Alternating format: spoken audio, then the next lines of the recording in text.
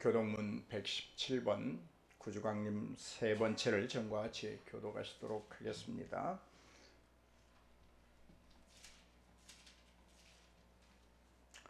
광야와 메마른 땅이 기뻐하며 사막이 백합화같이 피어 즐거워하며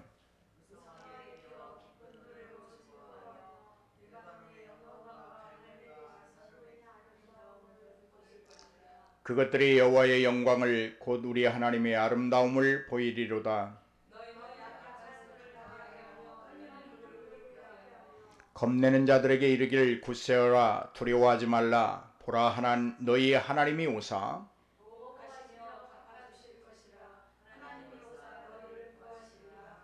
그때 맹인의 눈이 밝을 것이며 못 듣는 사람의 귀가 열릴 것이며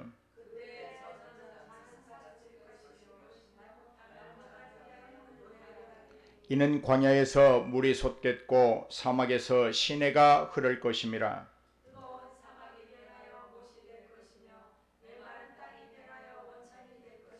승냥이에 눕던 곳에 풀과 갈대와 부들이 날 것이며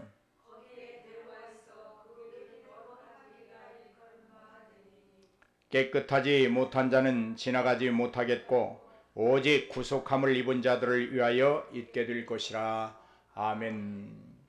할렐루야. 오늘 말씀의 제목은 흠없는 자여 주님만 바라보라. 우리 한번 큰 소리로 하십시다. 시작.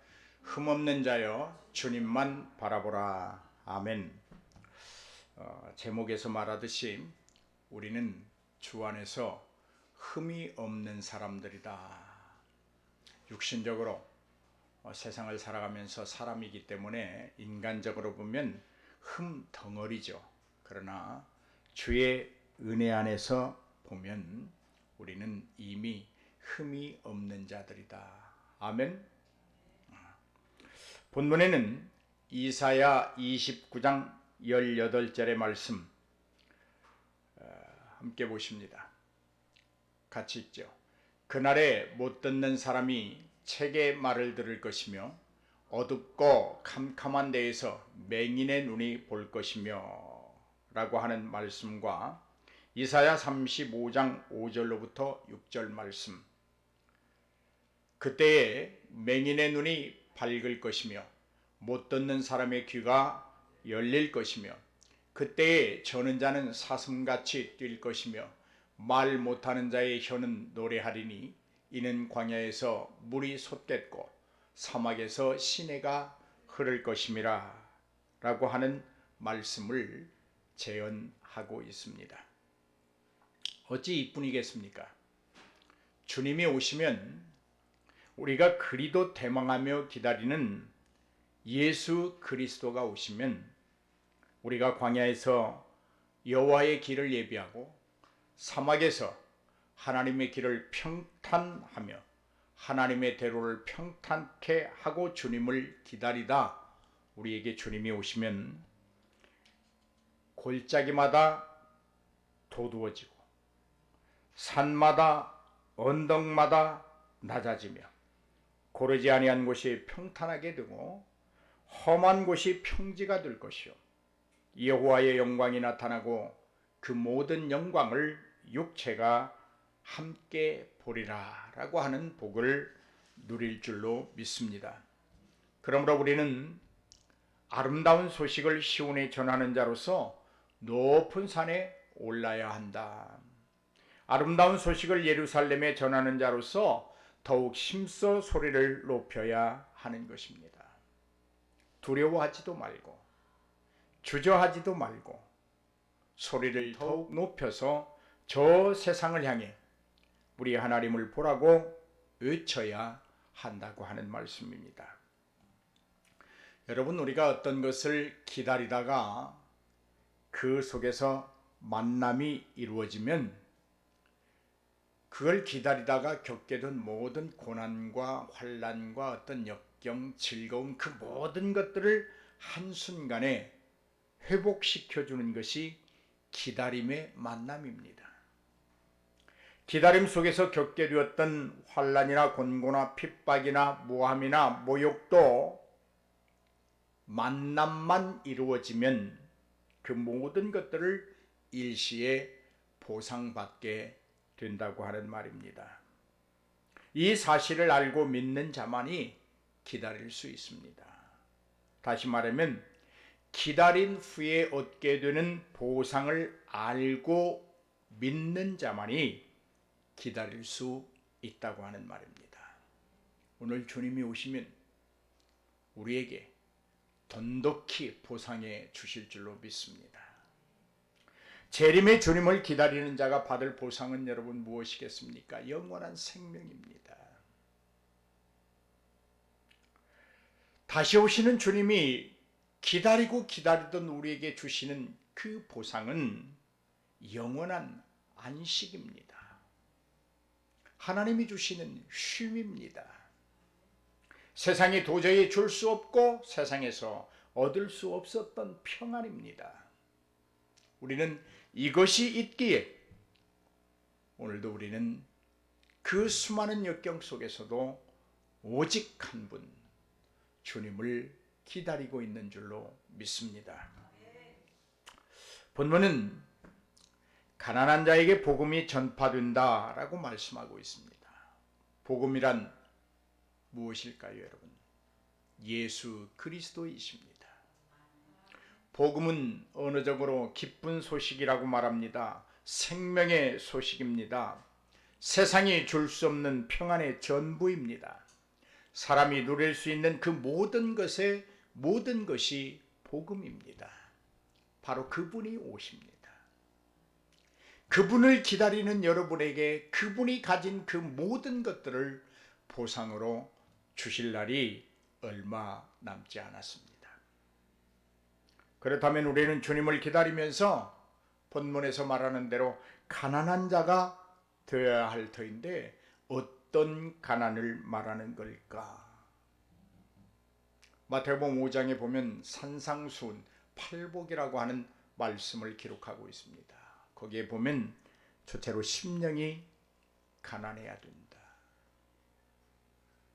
어떤 자가 복음을 기다리고 있을까?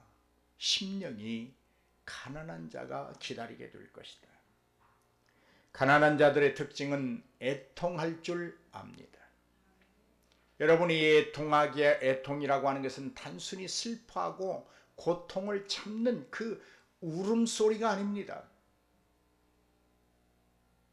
주님을 기다리는 자, 심령이 가난한 자가 겪는 그 애통은 내 속에서 나 자신의 그 모든 모자람을 하나님 앞에 진솔케 고백함으로 그가 보상해 주는 모든 은혜를 체험하는 감격의 눈물입니다. 심령이 가난한 사람, 애통할 줄 아는 사람, 그들의 특징은 온유한 사람입니다. 의에 줄이고 목말라야 합니다. 국률이 여길 줄도 알아야 합니다. 마음이 세상에 물들지 않고 청결을 유지해야 합니다. 하나님의 사랑으로 화평하게 해야 합니다. 그가 있는 곳에는 분쟁이나 다툼이나 분열의 상처가 싸매임을 당합니다. 정의와 공의를 위하여 기꺼이 박해를 받습니다. 이들에게 복음이 임한다고 말씀하고 있습니다. 어떤 목사님이 그런 말씀을 하셨습니다. 지금 당장 예수님께서 오신다면 큰 교회에 올까 작은 교회에 올까? 제가 그래서 그렇게 대답했습니다. 그 어떤 교회도 아니고 심령이 가난한 자들, 애통하는 자들, 온유한 자들, 긍휼히 여길 줄 아는 자들, 마음이 청결한 자들, 화평을 심고 화해할 줄 아는 자들, 하나님의 정의와 공의를 이 땅에 실현해 나가는 움직이는 각자의 교회 속에 주님이 오실 것이라고 말했습니다. 사랑하는 성도 여러분, 오늘 본문 말씀은 세례 요한은 감옥에 갇혀 있었습니다. 그래서 자기가 직접 예수님에게 물을 수가 없었습니다. 그래서 자기 제자들에게 물음을 주었습니다. 너희는 가서 예수님께 저분에게 이렇게 물어라. 오실 그이가 당신이오리까? 라고 물어보아라. 내가 천국이 가까웠다 회개하라고 외쳤고 요단강가에서 하나님의 아들임을 선포한 그이지만 내가 지금 감옥에 갇혀있는 나의 모습을 보니 좀 물어봐야 되겠다. 이 질문은 시편 118편 26절을 근거로 하는 질문입니다. 같이 읽습니다.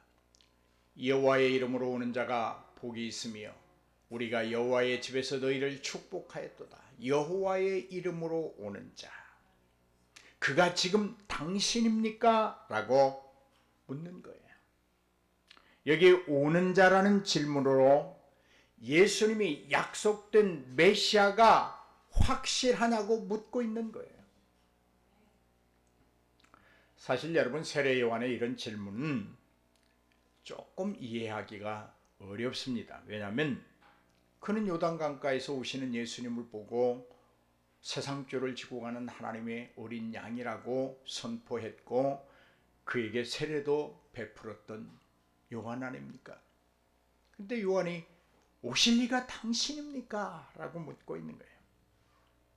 아마도 이런 것은 세례 요한이 기다리고 있었던 메시아는 심판하시는 메시아로 인정하고 받아들인 거예요.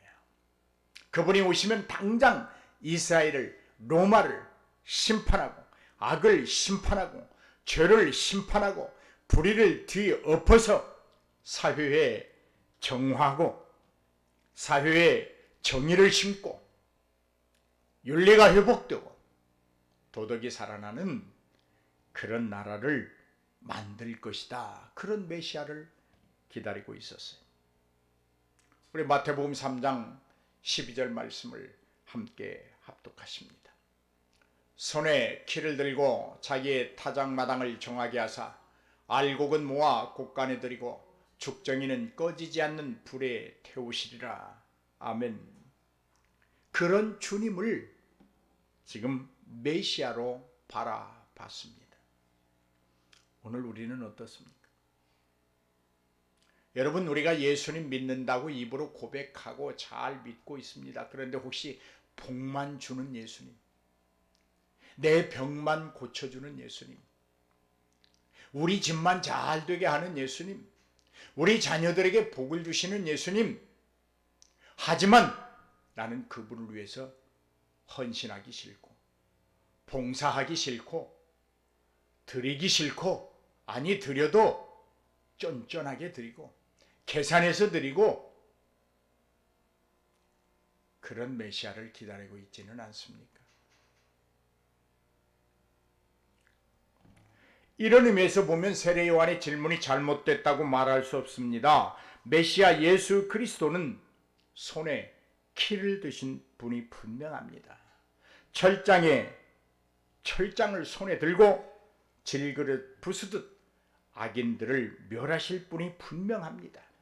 알곡된 자기 백성을 천국이라는 곳간으로 들으실 분이 분명합니다. 다만 아직은 그 시기가, 세례 요한은 지금이라고 생각하고 있지만 예수님의 시간은 세례 요한이 생각하고 기대하는 지금 이 순간이 아니라 아직 복음이 세상에 더 증거되어야 한다고 하는 이 차이가 있다는 것입니다. 예수님의 대답은 세례 요한이 던지는 질문의 의도와는 전혀 다른 겁니다.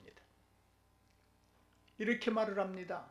오시리가 당신이오니까? 라고 물어보라고 했는데 그들을 향해서 주님은 우리가 생각할 때 엉뚱한 대답은 내가 그다 혹은 내가 아니다 이렇게 대답해야 되는데 그렇게 말씀하지 않아요. 너희가 묻는 그가 오면 시각 시각장애인들이 눈을 뜨게 될 것이고, 한센스병의 환자가 깨끗함을 입을 것이고, 못 듣는 농아인들이 듣게 되고, 죽은 자가 살아나고 가난한 자들에게 복음이 전파될 것이다. 그렇게 말씀하십니다. 우리 주님이 오시는 근본적인 이유입니다. 오늘 예수님이 우리에게 오셔서 우리의 생활을 평안하게 하고 재물의 물질의 복을 줘서 떵떵거리게 살고 아름다움을 줘서 낙낙거리고 살고 권세를 줘서 부귀영화를 누리게 위하여 살기 위하여 오시는 것이 아니라 시각장애인들에게 눈을 띄워주시기 위하여 오시고 한세스병을 앓고 있는 그들에게 깨끗함을 주시려고 오시고 듣지 못하는 농아인들이 듣고 죽은 자가 살아나고 가난한 자들에게 복음이 되기 위하여 오신다고 하는 말씀이에요. 예수님은 그런 분이에요. 한국의 교회가, 한국의 성도들이 예수의 본질을 잊어버리고 있어요. 우리가 예수 믿는다고 하는 것은 그러므로 장애우들에게 도움이 되고 어려운 자들에게 힘이 되고 아픈 자들에게 위로가 되고 억압당하는 자들에게 자유가 되고 복음을 듣지 못한 자들에게 복음을 전하기 위하여 예수를 믿는 것입니다. 저거 좀 꺼주세요.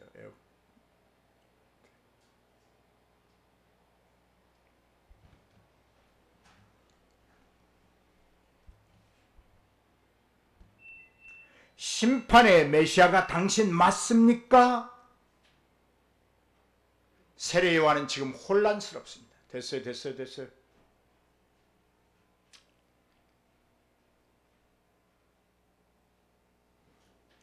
자신이 자랑하고 확신시켜 주었던 예수 그리스도에 대한 믿음에 틈새가 생기기 시작했어요. 아마 세례 요한은 감옥에 있다고 하는 것 때문에 영적 침체기가 임하지 않았을까 그렇게 생각해 봅니다. 영적 침체와 영적 휴유에 빠진 세례 요한의 모습은 여러분 우리가 어디서 많이 본 듯하지 않습니까? 그렇습니다. 오늘 우리의 모습으로 전혀 낯설지가 않습니다. 우리도 흔들립니다. 우리도 실망합니다. 세례 요한이 맞이한 현실의 신앙을 우리는 아니라고 외면할 수 없고 비난할 수도 없습니다. 심한 사람은 하루에 몇 번씩 실망하고 회의에 빠지고 흔들립니다. 누구도 사람의 육신의 몸을 입은 사람은 신앙의 회의와 침체에서 벗어날 수 없습니다. 자유로울 수 없습니다. 세례 요한이 그러했다면 우린들 더하면 더했지 덜 하지는 않는다는 것입니다. 신앙의 침체와 회의를 미워하자는 것은 아닙니다. 세례 요한은 이런 신앙의 갈등 속에서 예수님을 찾았다고 하는 것이 중요하고 지금 전하려고 하는 말씀입니다. 사랑하는 여러분, 연말연시가 되면 무당이나 점치는 자들의 집에 문전성시를 이룬다고 합니다. 인간사에서 가진 불안이나 미래에 대한 무지에 대하여 찾아온다고 합니다. 불신자들이 아니라 믿는다고 말하는 종교인들도 대다수를 이룬다고 합니다. 목사의 눈으로 이런 사실들을 볼 때 어이가 없고 속이 상하는데 여러분 하나님이 보시기에는 어떠할까 생각하면 여러분 온몸이 굳어집니다. 신앙이 침체될 수 있습니다. 영적으로 회의를 느낄 때가 있습니다. 회의와 갈등이 난무하고 자꾸만 신앙의 침체기를 맞을 때 그때 어떻게 할 것인가 하는 문제입니다. 모든 질문을 가지고 우리는 예수님께 나아가야 할 것입니다. 세례 요한이 그러잖아요. 신앙의 갈등과 회의와 침체를 맞이했지만 자기 제자들을 보내서 예수에게 당신이 맞습니까? 라고 묻잖아요. 여러분, 어려운 문제를 가지고 어디로 가고 계십니까? 여러분, 갈등사를 안고 누구를 찾아가고 있습니까? 어디로 여러분의 발걸음을 옮기고 있습니까? 예루살렘에 올라간 12살의 예수님의 성전에 아버지 집에 있어야 하는 것을 여러분 알지 못하십니까? 세례 요한이 우리와 다른 점이 있다면 갈등의 문제를 가지고, 자신이 해결할 수 없는 문제를 가지고, 자신이 얻어내지 못한 그 질문의 답을 찾기 위하여 예수님을 찾았다고 하는 것입니다. 예수님을 찾았습니다. 예수님을 찾았습니다. 예수님을 찾아 질문하는 세례 요한을 주님은 책망하지 않으셨습니다. 저만 같아도, 야, 너 한때는 나를 하나님의 아들이라고, 세상 모든 죄를 지고 갈 하나님의 어린 양이라고 하던 놈이 곶다이밖에 안 돼? 아마 이렇게 했을 거예요. 그런데 주님은 요한을 책망하지 않습니다. 오히려 칭찬하신 적이 있습니다. 여자가 낳은 자 중에 세례 요한 같은 이가 없다. 최고라는 거예요. 여자의 몸을 비롯 태어난 사람들 중에 세례 요한 같은 이가 없다. 여자가 낳은 사람들 중에 세례 요한이 최고라는 말입니다. 비웃음이 아닙니다. 최고의 칭찬입니다. 신앙인은 누구나 침체에 빠질 수 있습니다. 구약의 선지자 중에도 영적 침체와 갈등을 겪은 이들이 많이 있습니다. 신앙의 침체와 회의에 빠지고 영적 갈등을 겪는 것, 그것이 문제는 아닙니다. 그럴 수 있습니다. 그때 누구를 찾고 어디를 향하여 가고 있느냐가 중요한 것입니다. 주님을 찾으십시오. 주님을 만나십시오. 주님은 엉뚱한 질문을 가지고 올지라도 책망하지 아니하십니다. 지금의 현실이 자신의 기대에 미치지 못하고 이해할 수 없고 받아들일 수 없는 상황에 맞닥뜨렸을 때 힘들고 아파하기는 누구나 마찬가지입니다. 하지만 흠없는 자들이여 오직 주님만 바라보아야 합니다. 오직 주님께만 길이 있고 그분만이 해결할 수 있습니다. 다른 방법이나 다른 이가 있을 수 없습니다. 인간의 수단과 방법을 내려놓고 누구의 도움도 요청하지 말고 주님께 나아가야 합니다. 주님만 바라보아야 합니다.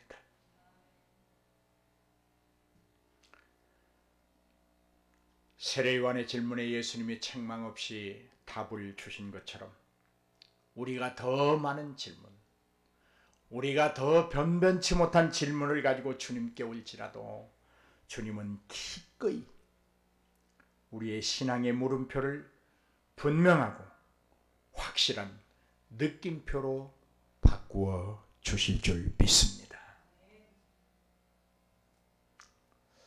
오실 주님을 기다리는 마음속에는 나름대로 이미 자신이 설정해 놓은 메시아 상이 있기 마련입니다. 어떤 사람에게는 심판의 메시아가 있을 수 있고 어떤 사람에게는 축복과 사랑의 메시아도 있을 수 있습니다. 그러나 하나님이 정하시고 보내신 메시아 상이 중요합니다. 어떤 사람에게는 꼭 다시 오실 메시아가 되기도 하고 어떤 이에게는 오지 않을 메시아가 되기도 합니다. 분명한 것은 하나님이 계획하시고 하나님이 말씀하셨으니 분명히 다시 오신다는 것입니다. 신앙의 갈등, 침체, 회의의 간격이 크다면 큰 문제를 발생시킬 수 있습니다. 여러분, 여기서 멈추십시오. 거기에 내 생각과 내가 안다는 고집이 있기 때문입니다. 내가 신앙의 갈등을 벗어보고 내가 신앙의 침체에서 벗어나고 내가 신앙의 회의에서 빠져나오려고 하면 할수록 진구렁에 빠질 수밖에 없습니다. 더 이상 손놀림도 더 이상 발버둥도 필요치 않습니다. 주님께 나오십시오. 주님을 만나십시오. 주님이 해결해 주십니다. 지금 우리에게 필요한 것은 흠 없는 자로 주님을 바라보는 것입니다.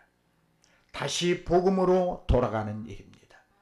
스스로 해결할 수 있다는 어리석음에서 벗어나는 것입니다. 지금은 예수님을 더욱 찾아야 할 때입니다. 사람들을 의지하지 마십시오. 주님만을 의지하십시오. 예수님을 통해서 들어야 합니다.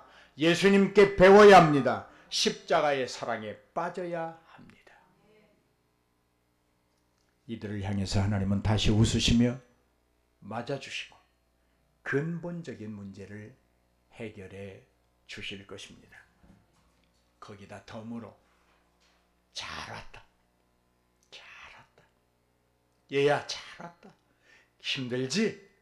어렵지? 아프지? 갈등이 있지? 괜찮아. 잘 왔다. 잘 왔어. 라고 칭찬도 곁들여 주실 것입니다. 하나님은 한 번도 자기를 찾아오는 이들을 향해서 얼굴을 붉힌 적이 없습니다. 환하게 웃으시면서 맞아주시고 자신의 가슴을 넓게 열어서 세상 속에서 냉동인간이 되어 찾아온 그들의 온몸을 따뜻하게 녹여주십니다. 할렐루야. 흠없는 자들이여 주님만 바라보십시오. 주님을 만나십시오. 십자가의 사랑을 뼈저리게 느끼고 그 사랑에 빠져보십시오. 여러분의 삶이 하나님 안에서 부유하고 윤택하고 평안하고 참 쉼을 얻고 즐겁고 행복할 것입니다.